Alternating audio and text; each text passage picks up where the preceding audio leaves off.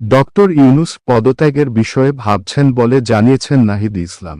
অন্তর্বর্তী সরকারের প্রধান উপদেষ্টা অধ্যাপক মুহাম্মদ ইউনূসের সঙ্গে দেখা করেছেন জাতীয় নাগরিক পার্টির আহ্বায়ক নাহিদ ইসলাম। বাংলাদেশের অন্তর্বর্তীকালীন সরকারের প্রধান উপদেষ্টা অধ্যাপক ডক্টর মুহাম্মদ ইউনূস পদত্যাগের বিষয়টি বিবেচনা করছেন বলে জানিয়েছেন জাতীয় নাগরিক পার্টির আহ্বায়ক নাহিদ ইসলাম।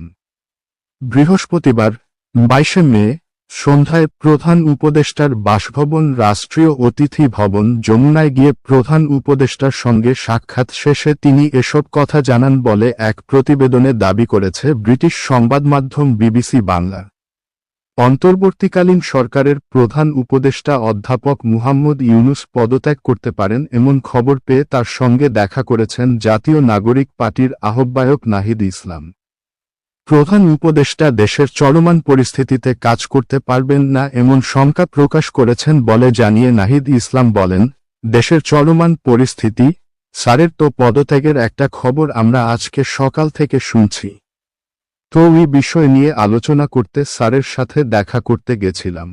ডক্টর মুহাম্মদ ইউনূসের সঙ্গে আলোচনার পরে নাহিদ ইসলাম বলেন, হ্যাঁ, যদি কাজ করতে না পারেন থেকে কি লাভ। ডক্টর ইউনূস বলছেন উনি এ বিষয়ে পদত্যাগ ভাবতেছেন। ওনার কাছে মনে হয়েছে পরিস্থিতি এরকম যে তিনি কাজ করতে পারবেন না। পদত্যাগের বিষয়ে প্রধান উপদেষ্টার এখনকার মনোভাবের বিষয়ে নাহিদ ইসলাম বলেন, এখন যদি রাজনৈতিক দল তার পদত্যাগ চায়, সেই আস্থার জায়গা, আশ্বাসের জায়গা না পাইলে উনি থাকবেন কেন। বিবিসি বাংলাকে জাতীয় নাগরিক পার্টির আহ্বায়ক বলেন, স্যার বলছেন আমি যদি কাজ করতে না পারি, যে জায়গা থেকে তোমরা আমাকে আনছিলা একটা গণ অভ্যুত্থানের পর, দেশের পরিবর্তন, সংস্কার, কিন্তু যেই পরিস্থিতি, যেভাবে আন্দোলন বা যেভাবে আমাকে জিম্মি করা হচ্ছে, আমি তো এভাবে কাজ করতে পারবো না। তো রাজনৈতিক দলগুলা তোমরা সবাই একটা জায়গায়, কমন জায়গায় না পৌঁছাতে পারো। প্রধান উপদেষ্টাকে পদত্যাগের মতো সিদ্ধান্ত না নিতে আহ্বায়ক জানিয়ে জুলাইয়ে গণ অভ্যুত্থানের পর নতুন গঠিত দলটির নেতা নাহিদ ইসলাম প্রধান উপদেষ্টাকে বলেছেন, আমাদের গণ অভ্যুত্থানের আকাঙ্ক্ষা এবং জাতীয় নিরাপত্তা ও দেশের ভবিষ্যৎ সবকিছু মিলিয়ে উনি যাতে শক্ত থাকেন এবং সবগুলা দলকে নিয়ে যাতে ঐক্যের জায়গায় থাকেন, সবাই তার সাথে আশা করি কোঅপারেট করবেন। প্রসঙ্গত, আজই অন্তর্বর্তী সরকারের 2 জন উপদেষ্টা এবং জাতীয় নিরাপত্তা উপদেষ্টার পদত্যাগ বা অব্যাহতি চেয়েছে বিএনপি।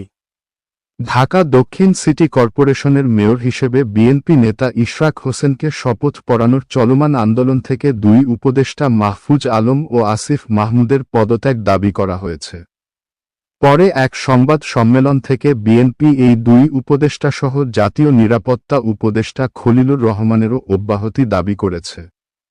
এদিকে বিএনপি এই দাবির পাল্টা প্রতিক্রিয়ায় অন্তর্বর্তী সরকারের 3 জন উপদেষ্টাকে বিএনপি মুখপাত্র হিসেবে আখ্যায়িত করে পদত্যাগে বাধ্য করার হুঁশিয়ারি দিয়েছেন এনসিপি এক শীর্ষ নেতা।